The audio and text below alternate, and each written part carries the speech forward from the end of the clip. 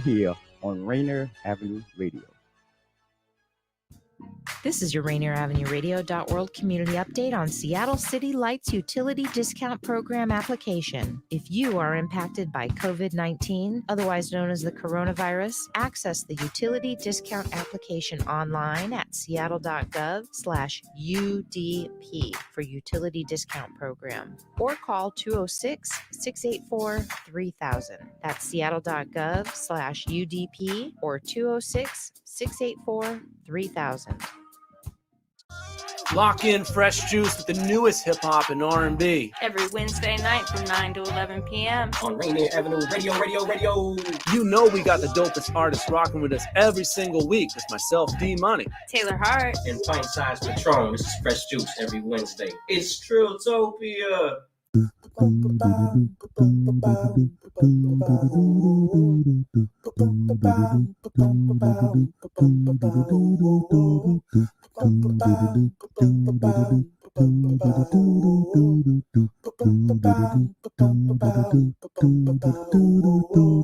Wash your hands, don't touch your face, wipe things down, clean up your space. When you cough and sneeze, do responsibly. If you feel you're getting ill, isolate at home and chill. No, you're not alone. Please pick up your phone and call 206-477-3977. King County 206-477-3977. Public Health 206-477-3977. King County 206-477-3977. Public Health Community Radio Station will provide you with more information. Say Rainier Avenue Radio. Your community radio station will provide you with more information. Rainier Avenue Radio. You are listening to Rainier Avenue Radio.World. Don't forget to log on www.rainieravenue radio.world.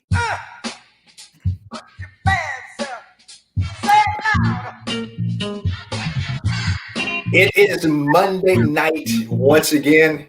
Welcome to Monday Night Sports with Dupe and Edwin Bailey.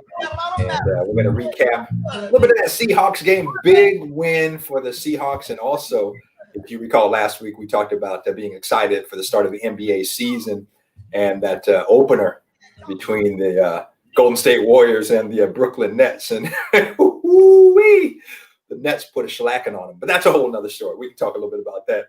But big fella, Edwin Bailey, how you doing, brother?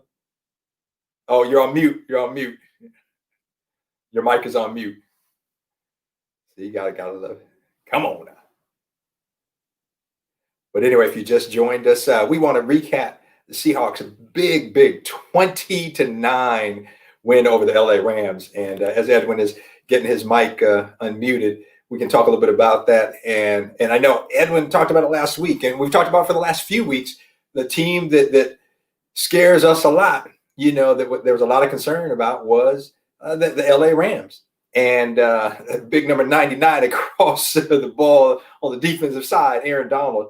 But I tell you what, the Seahawks, man, they showed up. And that's what it's going to take. And you know, Edwin and I talked about early in the season that really the time you want to be peaking. You want everybody healthy. You want to be clicking on all cylinders is as you're rounding out the end of the season. And definitely that is seems to be the case for the Seahawks. Most of the guys are healthy.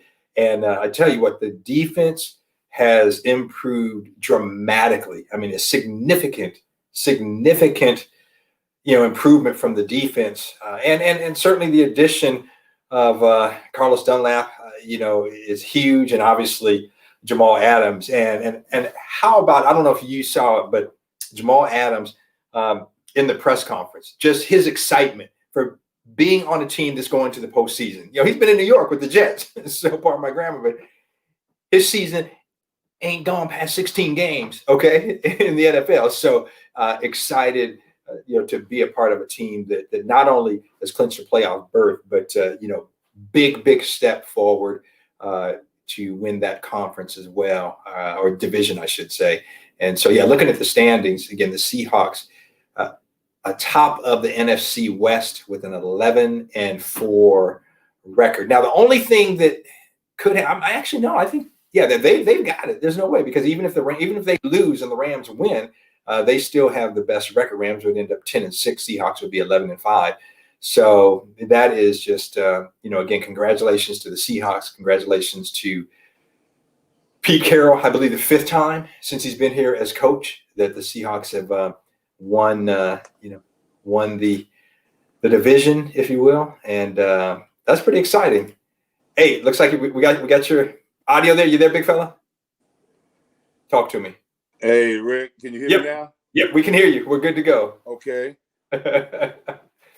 So what do you think about that win, man? As I mentioned a moment ago, we have been talking about the team to fear really is the LA Rams, but Seattle showed up yesterday. Well, I don't want to see them again, Rick. I hope they get knocked off along the way. I hope our hands don't cross.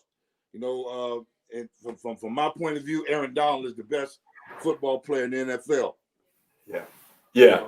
And we did a great job this past game of controlling him somewhat. He still had a very good game, but we need to get to where we need to get to, and not have to cross paths with the LA Rams.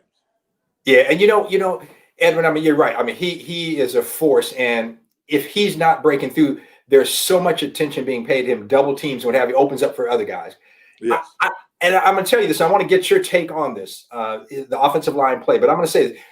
Even though Russell Wilson was sacked 5 times, I wasn't that concerned about it. I thought the offensive line did a really, really good job. They opened up the line for the running game. I think the running game, man, was just, Seahawks had, I'm looking at the stats, they had a total of 95 yards rushing, gave up 118 on the other side of the ball. But they made the plays when they had to make the plays. But what impressed me, what I liked is that they protected the rock. Yes. And I don't know. Give me your assessment of the offensive line play and the offense, in general, their play. Well, I think the offensive line, even with Donald's numbers, I thought they did a pretty good job. I think Russell Wilson is still getting his timing. I think I just see him holding the ball just one count too long. And I think that has a lot to do with his receivers. I think it has a lot to do with the familiarity of his receivers. I think it has a lot to do with backside of the backfield and getting the ball to them in certain situations. I've been reading a little bit today, and they're asking if they're going to bring back the running back, Marshawn. Again, let's see. If they bring him back, the timing will be better. Yeah. Well, will that provide a spark to the ball club? You got obviously DJ Dallas goes down, and I love the way that that running back combination. You've got again, Carson has just. I can't say enough about Chris Carson, and I just love what he has done. Yesterday, 69 yards on 16 carries, 4.3. Average. Carlos Hyde, only a couple of carries, but he is a guy that's dangerous. The week before had the 50-yard touchdown run, and then you got Rashad Penny back. Yes. Okay, so if you want to sign Marshawn Lynch, fine, and if that can provide a spark, but the way those guys are playing, if they can stay healthy, I really like it. And Edwin, I don't know about you, but yesterday I was just impressed with the offensive balance. There was good balance, and they kept. They kept their. It was a defensive battle that first half. It really was. I think it's the timing. I think that defense and the head coach and every place he's been, if he's got the right strong safety and the free safety and the Mike backer, they're going to be productive. And I see the strong safety coming along. That other big kid they had was knocking everybody out. Yeah. I'm taking notes now, Rick. Oh, there you go. Bobby Wagner is still playing some of the best football in the NFL. Bobby Wagner going to be in the Hall of Fame. No question about that. KJ Wright, is playing well. Edwin, KJ Wright is playing. I mean, KJ Wright's been solid his whole career, but he, in my opinion, is having his best season. He continues to make big plays, man. I mean, he is making play after play every game. And I mean, that was, I'm looking at my notes, and that was one thing. I made 2 notes about the defense. One, that the defense continues to improve. And what's so important, Edwin, they're making stops when they have to make stops. And this ain't a bad time of the year, Rick, for them to start playing. Yeah, this is the time of the year. They start playing right now. They're going to play well beyond the Super Bowl. Yeah. They you know, I mean, if this defense can continue to improve, and I just like the way that they are playing together. You know, they didn't give up any huge plays. The one drive, you know, that the Rams had, a nice drive. But I tell you what, you know, the Seahawks win when it came down to to the red zone. They made the stops when they had to make the stop. And I tell you what, that play that Jamal Adams made, running from one side of the field, getting the running back, I can't remember who was it. It didn't matter. Getting him on the backside there. If Jamal Adams wouldn't have made that tackle, that was a touchdown. Yes. And then they held there, and on 4th down made the big stop and kept the Rams out of the end zone. Man, I tell you what, and did you see Jamal Adams, man? Hey, Rick, come on. And you've been on offense a long time too. You don't supposed to make that play. We are not concerned about that guy. You're not. That guy did not come into play and making those type of plays till 1981. Yeah. This kid out of North Carolina, Lawrence Taylor, I think is his name. Okay, yeah. He started making that play a routine play. He did. That play, I said, we got a player. Yeah.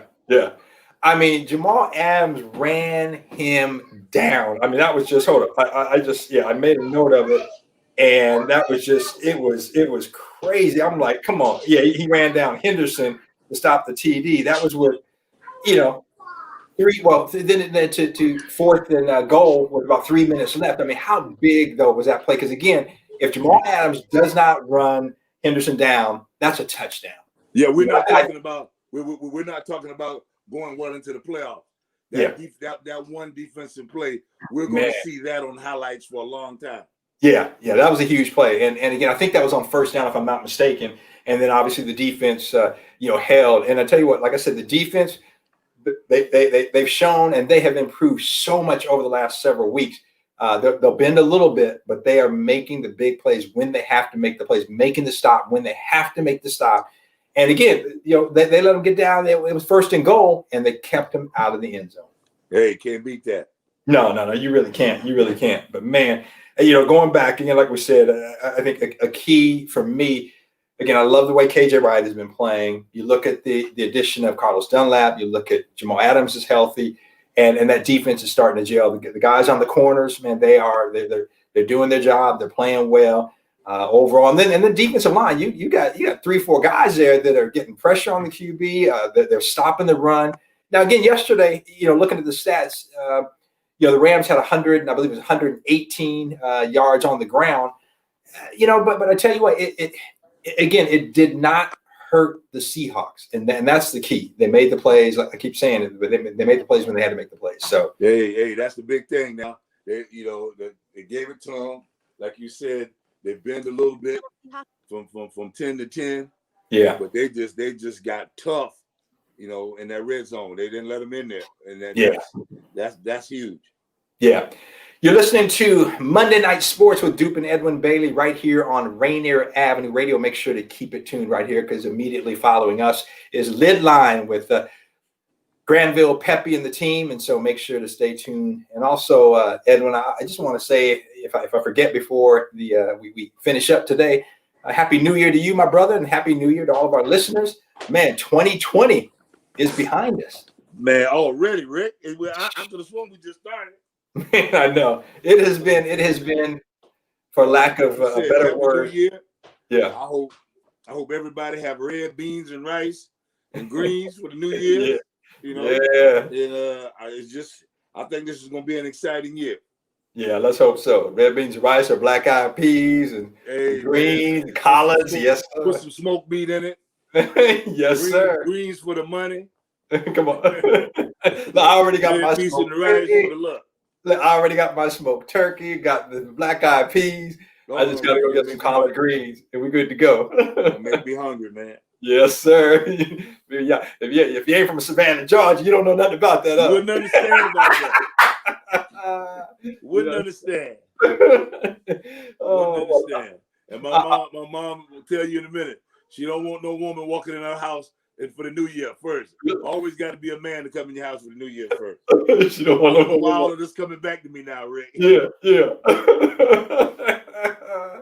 I tell you what, man, I love the South. I love it from Savannah, Georgia. Ain't a better place to be from. Yeah, man, that's the truth. I'm trying to get down there. My wife is like, She's like, I ain't going down south. Well, we may have to. It can sound a little scary, but it'll be all right. We may have to have a long distance relationship. I can get in the sun where I can golf all the time. Come on, man.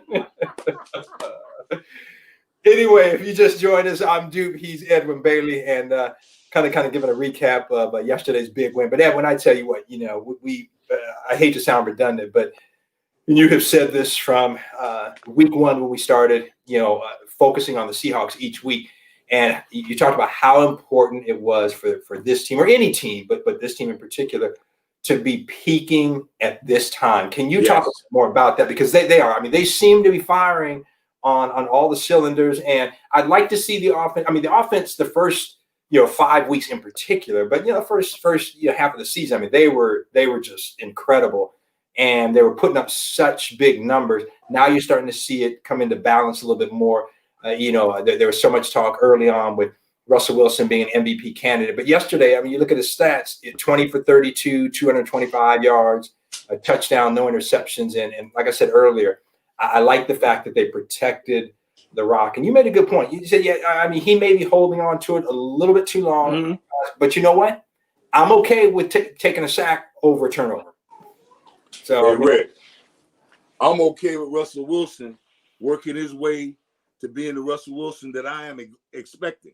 Yeah. Okay, it's been an off year for everybody, but I know for a fact that we can put the saddle on Russell Wilson and can ride him to the championship. He has shown that. Yeah, he has shown that. He has proven that. Yeah. He's one of the best football players in the league. Okay, so he's having a little hiccup here, having a little hiccup there. I know for a fact when it's time to come through, as everybody's saying, I might buy me one of the T-shirts. I'm willing to let Russ cook. Yeah. I'm with you, man. Because you look at his career. Number one, never had a losing season in the NFL. But number two, the number of fourth quarter and last minute drives where he has led this team to a win. And it just, when the pressure's on, it seems like that's when he rises to the occasion. I mean, and that tells you a lot about him. He's the ultimate leader out there, but a guy who, when he's got to get it done. And let me ask you this, because there have been some situations where I felt like, okay, man, is he just pressing? We talked about this a little bit a few weeks ago. Is he pressing? Is he trying to just drill it in there, and trying to make too many plays? And I mean, do you feel like that was maybe part of it, or, Rick, I think, I think he's got some receivers that he's getting used to. Yeah, still, that's a good point. And I think it's just gonna take a little time, and as opposed to going by the book, once you start adding that little flavor into his cooking, I think it's gonna be all right. Yeah, and you see some of the highlights up there now of yesterday's win, and just the balance that they showed, Edwin. I mean, I just love that. I also love, got Greg Olsen back, and that's huge. That people, I hope, the fans understand how big that is to get Greg Olsen back. I mean, Jacob Hollister, great, and there's that touchdown to him, and that was that was a phenomenal drive for the Seahawks. But you got Jacob Hollister, you got the guy who I love, the former Husky, Will Dissly, and now you got Greg Olsen back, and the Seahawks have one of the stronger tight end, I was gonna say tandems, but I mean stronger tight end groups in the NFL. Well, Rick, I think I look at that kid in Baltimore. He just find that open spot, man.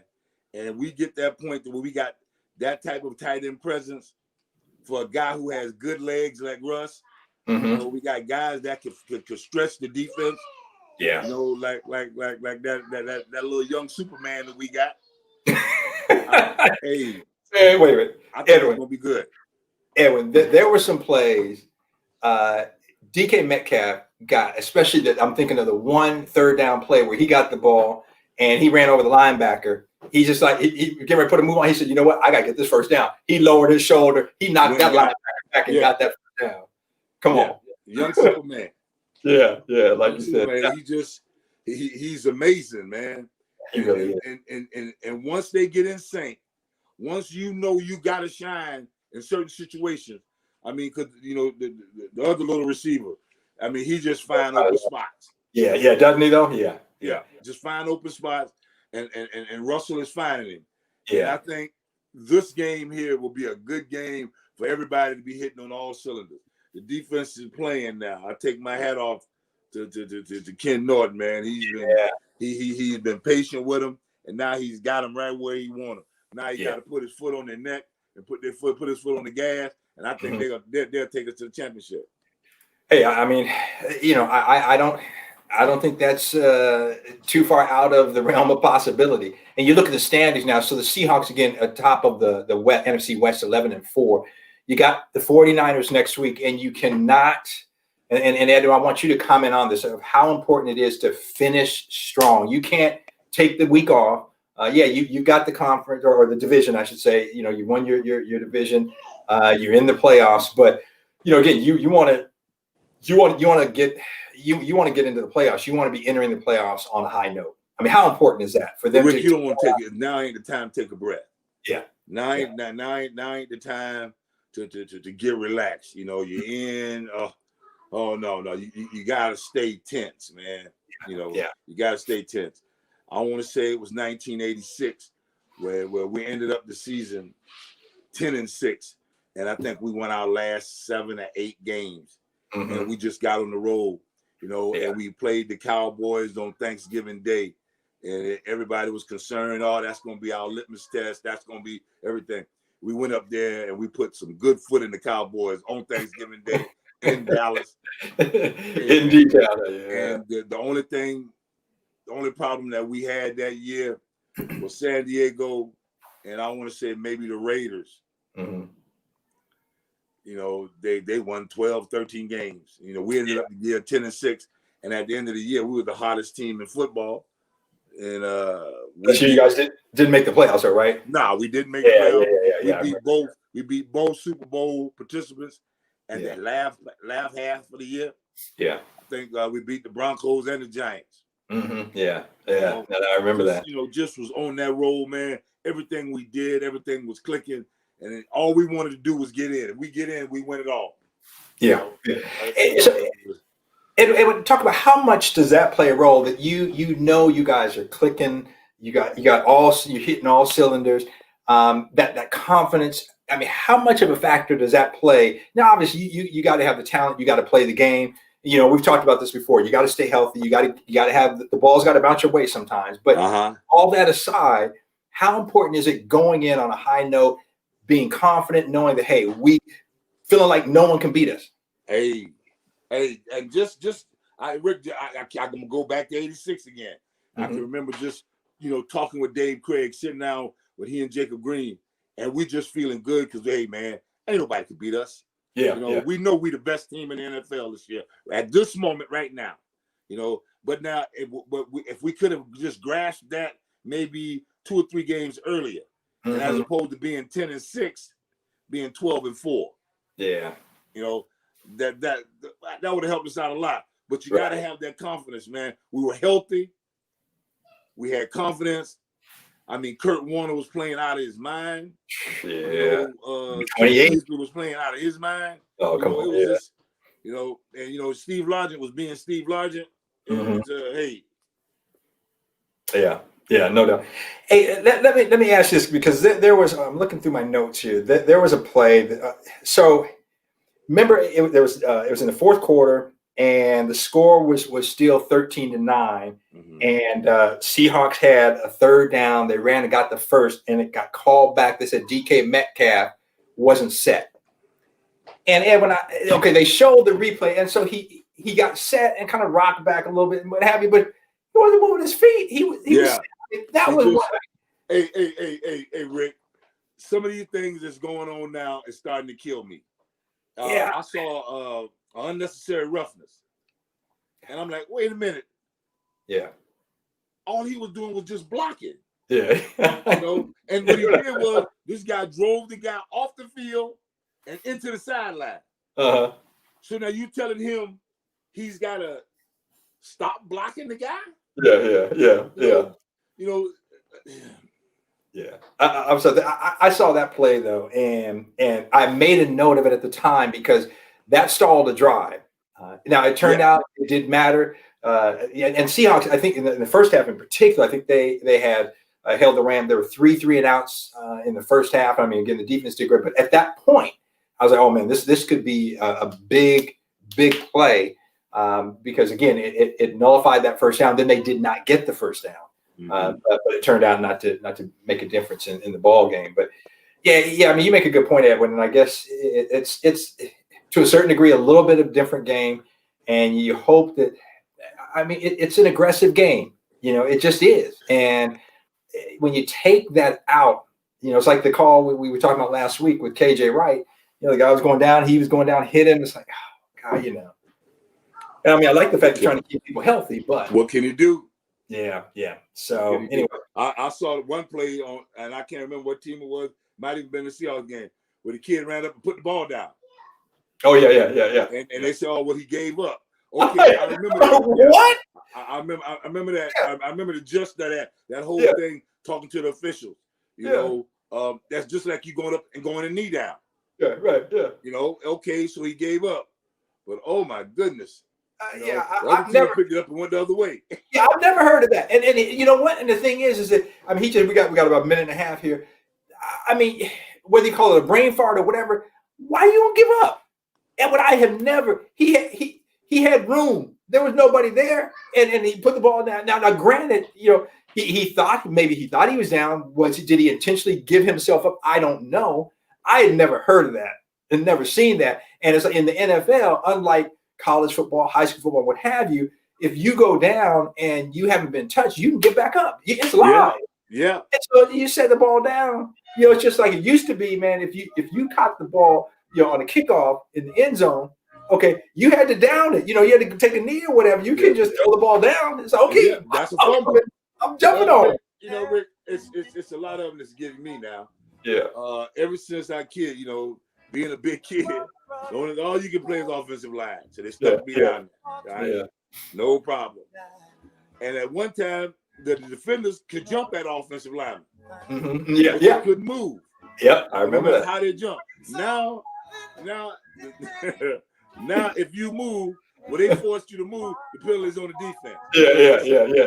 I know. And first of all, like I told him, I'm mad because why did all of a sudden now that become a rule? That should have been rule 20 30. When you was playing, huh? Yeah, I know. Hey man, we are out of time. Some of these people, when they start talking football, I mind my own business and I go on down the road. I'll go 2 or 3 tables over. Yeah. It's amazing. It's amazing to me who's an authority now on football. Yeah. Well, hold that thought. We're going to talk more about that next week, and we're also going to recap the Seahawks final season finale in San Francisco. Well, I don't know. Are they going to be in Arizona or again? Let me just say against the 49ers, wherever they're going to play. I'm not sure. We know they're playing a game, right? So stay. Keep it right here on Rainier Avenue Radio. Lit Line is next for Edwin Bailey, for Daniel B., our producer. I'm Dupe. Until next week, peace and God bless. Hey, Happy New Year. Yes, Happy New Year. Everybody. Rainier Avenue Radio.world. Okay.